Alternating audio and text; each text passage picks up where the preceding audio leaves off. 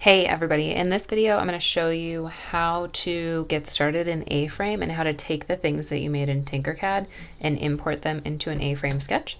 So before we do that, let's just talk briefly about what A-frame is. A-frame is this really awesome tool used for making virtual reality spaces in a markup style language. So you'll remember from what we learned about coding so far that there are object-oriented languages and there are markup languages. Markup languages are more like your HTMLs, or XML is another markup language. So you're basically outlining the structure of a document without having any sort of logic involved. It's really unique to be able to do virtual reality without doing any kind of hardcore coding or using any video game software. Most people who do virtual reality make it in Unity. But with A-frame, you can get started really quickly and make some really awesome stuff. So if you go to the aframe.io page, there's a ton of really cool examples here. And the best part about it being like HTML is that you're able to see the source document for any sort of virtual reality that anyone is making. You'll see in the bottom right-hand corner here, I've got something that says click to enter VR. If you have a Google Cardboard or you've got any sort of virtual reality headset, you can load these into your VR environment and look at them that way. But we'll just look at it on my computer for right now. So it looks like this is like a playlist engine. And if you see, I can like click and drag around in this space to see everything that's going on. And if I go up here at the top and click view source, I'll be able to see the code of this page. Another way to look at it is to click on this inspect element here. And just like the way that you would see any sort of HTML on a web page, we'll be able to look down at the bottom and see all of their A-frame structure. So if you find yourself on an A-frame page, you really like what they're doing, you're curious how they're doing it, you can open up the inspector in your browser, or if it's something that's one of the A-frame examples, you can look at view source and it will show you all of the ways that they're building the scene. This is tiring out my computer, so we're going to go back to the main page and we are going to get started. So in order to get started in A-frame, you'll just go to aframe.io and click the Get Started button on the home page. This will take you to the docs, which is a great place to be. So if you want to teach yourself all of the ways to do all of these incredible things in A-frame, it's really astoundingly easy to get started. So definitely explore their docs. Today, I'm just going to show you how to take what we made in TinkerCad and put it into the basic sketch in A-frame. So the next thing we're going to do is click on this Remix the Starter example on Glitch. And it'll take you to this page called glitch.com / and then the little wavy thing and A-frame. So Glitch is an online code editor that allows you to see in real time any sort of HTML, CSS, JavaScript. I believe it even does Python. And it'll show you all of your code in real time. So again, if we look here, we can view the source and see that this sketch has just an index.html file with some really basic A-frame HTML and all of the other setup documents that you need for a glitch. Looking here at the structure of the code, you'll notice that we're pulling in the JavaScript for A-frame. This is a really important part of setting up any sort of A-frame document, and I strongly recommend that you just always start with the A-frame example code so that you have everything logged in, loaded in properly. Similar to any sort of HTML document, we are defining that it is a doc type HTML, so our encoder understands what it is reading. And then we've got HTML open tag and then close tag at the bottom. You've got the header, that's where all of your information is to pull in all of your A-frame code. And then the body, this is where we're actually writing A-frame. So you'll see a section here that says A-scene. This is a requirement for any A-frame sketch. So if you're finding that your sketch is not rendering, make sure you check to make sure that you have a scene tag. All of the tags in A-frame start with A-. That's how the browser knows that you're running the A-frame sketch. Just a brief note, A-frame is made and maintained by Mozilla Firefox, so it runs best in their browser. You can run it in Chrome, and it does okay in Internet Explorer.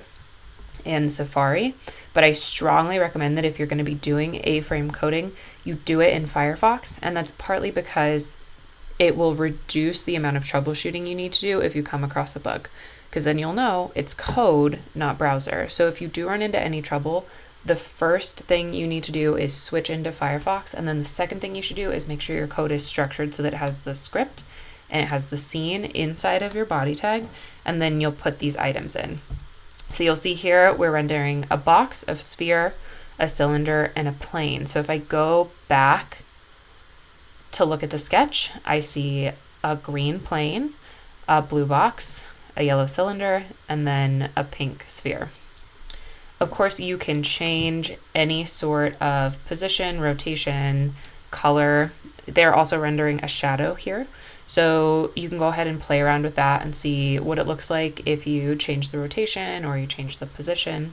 Another really awesome thing about A-frame is that if you click Control-Alt-I on your keyboard, or on your Mac, that'll be Command-Alt-I, it will pull up the inspector for A-frame, and you're able to actually move things around inside of the inspector so that you know how they're going to look in your finished project.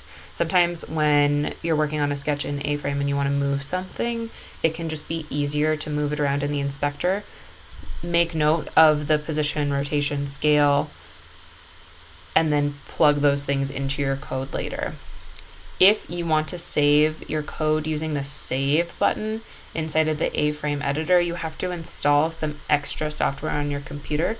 Most of the people who develop an A-frame, unless they're doing it extensively, just write down these position, rotation, and scale after using the inspector and put that information into the code. So I would make note, it's at position minus 1.071 and then 2.046 and minus 3. So this is your X position, left, right. The second one is your Y position, up, down. And then the last one is your Z position, front and back. After you've opened this Glitch Basic sketch, we're gonna click on the Remix Your Own button at the bottom of this preview window here. That'll open a sketch in Glitch. Looks like it wants me to verify my browser. Hold on one second. It'll open up the project in Glitch, and it's going to open it so that you can edit it without editing the original. So it's taking a fork in the code. And once it loads up for me, I'll be able to start making some changes to the actual code. If you sign in or create a Glitch account, you can save these to your Glitch. Otherwise, it's going to be only open during this one session that you're here in your Glitch. So make sure that anything you're working on, you're saving regularly. Because this is just HTML, you can use any code IDE that you want to if you want to host a local server and run it that way, if you're familiar with that. But Glitch is really great because it all comes built in for you. So definitely don't feel like you need to do anything except for run your code in Glitch. And then we're going to start tweaking this code. So I'm going to pop over here to my TinkerCad window. I've been playing a lot of Switch lately, so I made myself a little Joy-Con in TinkerCad. Now, the really important thing to note when you're exporting your files from TinkerCad is that you need to use the GLTF format. That's the file format that A-frame is optimized for. So it's the .glb. Click that, save the file, and then we're going to upload it using the Glitch window. So any sort of sketch that you want to import over, go to the top right-hand corner in TinkerCad and click Export. And GLTF is a standard file for any sort of 3D rendering or 3D printing. So export it that way, and you absolutely can export from any 3D rendering software using that file format. Jumping back over to this window, I'm going to go to my Assets section and upload an asset. So I'll go find the asset in my Downloads folder and upload it from here. Looks like this is it. Okay, so I see that this file is uploaded and it's in my Assets folder. In Glitch, you can actually see the the hosting location of your file, and that seems to be the easiest way to pull it into your code. So go to your assets section, you've uploaded your asset that you made in TinkerCAD, and if you just left click on it, it'll show you this pop-up with the name of your file. You want to make sure that extension again is .glb, and then you can copy this URL. We're going to go pop it over into our HTML code. So the first thing you need to do if you're going to pull in anything that you've made is you actually need to create the asset, and then we're going to create the object in our code. So if you look at the docs for A-frame, it's always important to go back to the docs for anything that you do in code.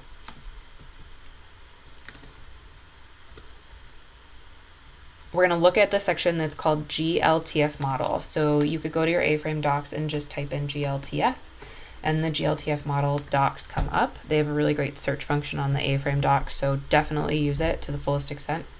They do a little bit of explaining here about why they use this specific file format, but what we're really looking for is this snippet of code.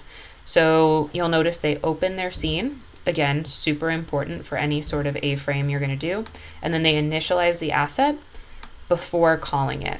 So we're going to do the same thing. I'm going to go back over to my glitch. We've created a scene, and then we're going to do a-assets, and then we're going to add our asset using the URL. So here you'll see I've added a-assets. We've got a closing tag here, and then we see a-asset-item. I have named my item Joy-Con because I have the Joy-Con controller, and then last I'm going to take this URL from my file hosting and paste it into my HTML. So now we've initialized the asset and we can call it inside of our code. So we'll do a-entity and then position. And because we see all of these other things at position like about 1, about 0.5, about -3, we want to make sure we put them in a similar space so we're able to see our model. So type in GLTF model. Whoop. GLTF model. And then you want to reference the ID that you put into the A asset item section. So we're going to do hashtag and then Joy-Con. This is us telling the computer what we're referencing in order to grab that entity. And then the next thing I'm going to do is put in the position. So I'll just copy a similar position from our box so it ends up in the same place. So we'll do like -1, 0, and then I'll do like -2.5 as our position. And that's it. You'll see Glitch automatically made that close tag for me, and we should be able to pop over to preview our code and see our item. So when you want to preview your code in Glitch, you just go to the top and click on these little glasses that say show. And I found that A-frame renders a lot better in a new window, so that's what I'm going to do. Nice. So we see the same scene, which is great because that means our code is rendering. Now, one of the things that tends to happen if you import an object into A-frame, that's true for both something that you've made or something that you've taken from a free asset library, is that the scaling is sometimes off, so you might not be able to see it. If you render inside of the object in A-frame, it just won't show up. So the first thing we're going to do is go to our inspector and make sure that it's actually rendering in our code. So again, that's Control-Alt-I. That's a great way to debug if you're doing anything inside of A-frame. So I'm going to click on this A-entity section, and it does look like it's here, but it's not showing up. So yeah, it looks like we rendered inside of that item. First thing I'm going to do is check this position so that we get a similar position to the one that I've used in the inspector. So it looks like we've got -23, 0, and -79. And then another thing I'm going to do is start to scale it down. So I'm going to go ahead and guess we want to scale to like 0.5-ish. And that should give us a good place to be. All right, let's go give this a shot in our code and see if we can't make it work. So first things first, remembering back over here, we did like -23 and then -75 is our position. So we're putting this really far away from the camera.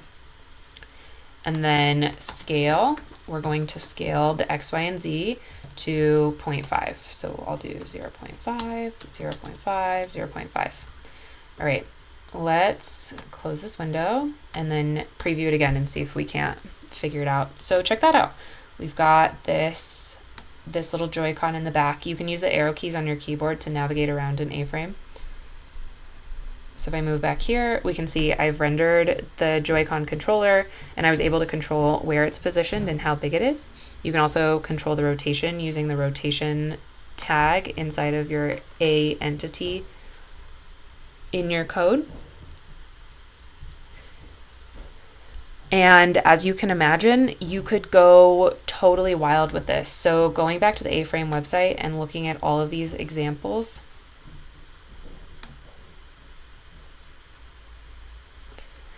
they're just basically rendering objects in A-frame. This one's doing a little animation on the object, and it's quite simple even to do animating. So I strongly encourage you to just go check out the docs and see what you can figure out. If you're having any trouble with A-frame, there's a pretty significant amount of documentation online in addition to this A-frame documentation that they're hosting. So always Google your question first, but Scott and I are here. So if you have any trouble getting your example to work, or you have something in mind that you want to make and you're not exactly sure how to make it in VR, just let me know in email or in office hours and I'll be able to help you get set up.